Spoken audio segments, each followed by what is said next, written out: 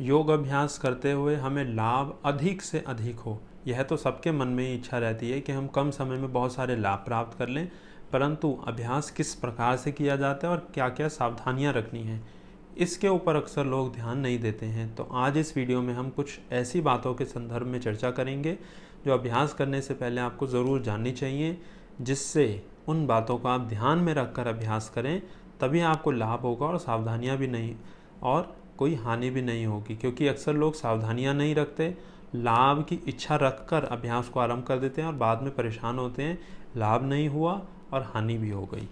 तो सबसे पहली चीज़, अपनी सीमाओं को पहले जानें कि आपको कौन कौन से अभ्यास करने हैं, कौन कौन से अभ्यास नहीं कर रहे हैं। क्योंकि अक्सर तो किताब खोलकर या यूट्यूब की वीडियो खोलकर कोई भी अभ्यास करने लग जाते हैं, परंतु एक बात को आपको यहाँ पे ध्यान रखना है कि पहले आपको अपनी सीमाओं को जानना है। ऐसा नहीं कि कोई भी अभ्यास आप करने लग गए हैं। इसी का एक दूसरा पॉइंट हमने लिखा है कि हर अभ्यास हर किसी के अनुकूल नहीं होता, इसीलिए पहले विशेष मार्गदर्शन लें, ठीक प्रकार से अपने शरीर को जानें, उसके बाद यह देखें कि कौन से अभ्यास आपके शरीर के अनुकूल हैं। यदि प्रतिकूल अभ्यास करेंगे तो आपको हानि होनी निश्चित ही है, लाभ तो होगा नहीं, हानि भी होगी।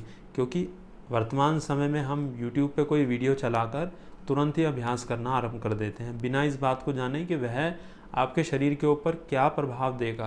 क्योंकि अक्सर अधिकांश लोग यह सोचते हैं कि व्यायाम तो कोई भी व्यक्ति कोई सा भी कर सकता है, परंतु ऐसा नहीं होता। व्यायाम भी आप एक चिकित्सा दृष्टि से अपने शरीर को एक कोई थेरेपी दे रहे हैं। तो इस बात को ध्यान में रखें कि हर अभ्यास हर किसी के लिए नहीं होता।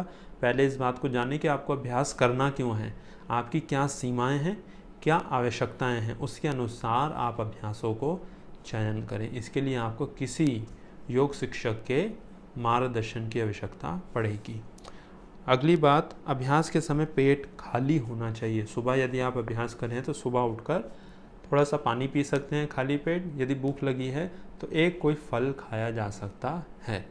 उसके आधे घंटे के बाद में आप योग अभ्यास कर सकते हैं। और यदि शाम के समय अभ्यास करें या दिन के और किसी समय अभ्यास करें तो खाने के कम से कम 3-3.5 घंटे के बाद में ही अभ्यास करें। और अगर भरपेट पानी पिया है तो आधे घंटे के बाद में अभ्यास करें। एक बार पहले वॉशरूम जाएं, उसके बाद में अभ्यास करें। अभ्यास बंद कमरे में ना करें, प्रयास करें खुले वातावरण में या बाग बगीचे में अभ्यास करें। यदि बाग बगीचे में या खुली जगह आपके पास उपलब्ध ना हो और कमरे में ही करना पड़े तो खिड़की दरवाज़ों को खोल कर अभ्यास करें। किसी भी अभ्यास को करते समय अधिक श्रम ना लगाएं, शरीर के अंदर झटका या एकदम से खिंचाव उत्पन्न ना करें। आप कोई भी अभ्यास कर रहे हैं, उदाहरण के रूप में आप ये त्रिकोण आसन कर रहे हैं, तो एकदम से आपको पूरा शरीर नहीं खींच देना, जितनी क्षमता है वहाँ पर रुक जाएंगे, कुछ लंबे सांस भरेंगे, धीरे धीरे धीरे धीरे नीचे की तरफ जाएंगे। एकदम से यदि आप अपने शरीर को खींच देंगे तो हानि होना निश्चित है, आपके मसल्स टिश्यूज़ ब्रेक हो जाएंगे और बाद में आपको दर्द होगा और उसको रिपेयर होने में कुछ हफ्तों का समय लगेगा। अभ्यास के समय थकावट, घबराहट या चक्कर आए तो आप तुरंत ही शवासन का अभ्यास करें। अभ्यास सीधे ज़मीन पर ना करें, दरी, गलीचा या मैट या पतला गद्दा बिछाकर उसके ऊपर अभ्यास करें, अन्यथा आपकी हड्डियां ज़मीन के ऊपर चुभेंगी और आपको पीड़ा का अनुभव होगा और अभ्यास भी ठीक प्रकार से नहीं कर पाएंगे। अभ्यास करते समय पूर्ण जागरूकता के साथ में अभ्यास करना है। अक्सर कई सारे लोग योग अभ्यास करते समय, अगर तो कई सारे लोग कर रहे हैं, एक साथ में ग्रुप कर रहे हैं, तो आपस में बातें करते हैं, या अकेले कर रहे हैं तो तेज़ म्यूज़िक बजाकर, कोई गाना बजाकर अभ्यास करते हैं। तो यह योग अभ्यास है। योग का अर्थ है अपने साथ जुड़ना, सात्विकता लेके आना अपने अंदर, पवित्रता लेके आना, शांति का अनुभव करना, विचारों को कम करना। तो उस समय आपको बिल्कुल शांत रहना है। अभ्यास के ऊपर आपका ध्यान होना चाहिए।